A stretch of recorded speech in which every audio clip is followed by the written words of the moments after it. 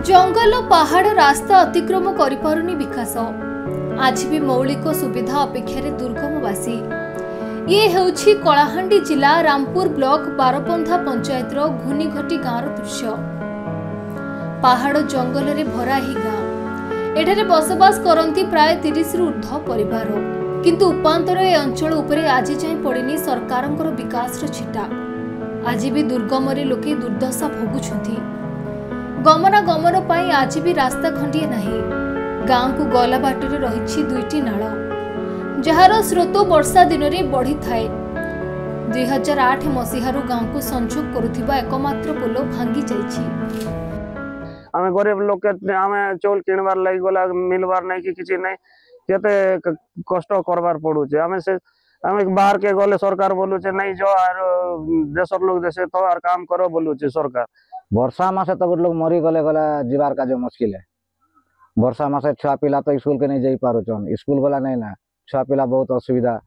पाठ नहीं बाट नहीं किछु नहीं हंती मुरुख हिक रछन के पाठ पड़ी जीवा है तो 8 पान नहीं देखि को जीवा का गुडलो 2 किलोमीटर जदी गुडलो जने बीमार ही गला बल ताके खट ने बुई करिए का डेगाव पड़बा। नालर पान गला पिउचन है गुडे जगह नहीं पहुंचे ना रोग बेमार हले का कर्मा तार जेन जगह ने बसवास करू छ मते से झरनार पानी का पीबा पड़ू छ। सेबेठारु आज पर्यंत गाँव में पोलो निर्माण होई पारु नहीं। प्राथमिक शिक्षा पई मानसरे रही विद्यालय जहाँ नालर अन्यपटे रही। वर्षकु 4 मास नाल रे पानी आसिबा जोगु कुनी कुनी छात्र छात्री विद्यालय जीवा असंभव होता है। फल गाँवर अधारू अधिका छुआ पाठ पढ़िबारु वंचित हेउछंती। पानीय जलर मध्य एठी समस्या रही। 2टी नलकूप रही जहाँ मध्यरु गोटे अचल होई पड़िछि एवं खरा दिने साहा भरोसा थिबा आउ गोटे नलकूप मध्य सुखी जाए। फल वर्ष तमाम पानीर साहा भरोसा हेउछि एही नाल। घुन घटीर समस्या स्पष्ट करुछि जे दुर्गम रे केमिति हेउछि विकास।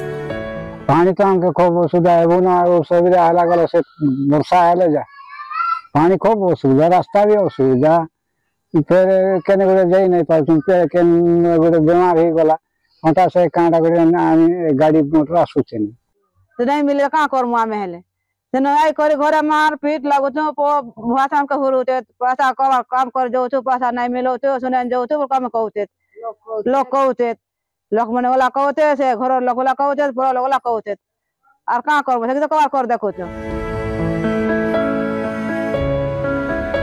मदनपुर रामपुर ब्लॉक बारबंधा ग्राम पंचायत एही घुनघुटी गाँ ए जाए ए गाँ को विकास छुईनी ना अच्छी गाँव रे स्कूल ना ए गाँ को भल रास्ता खंडे।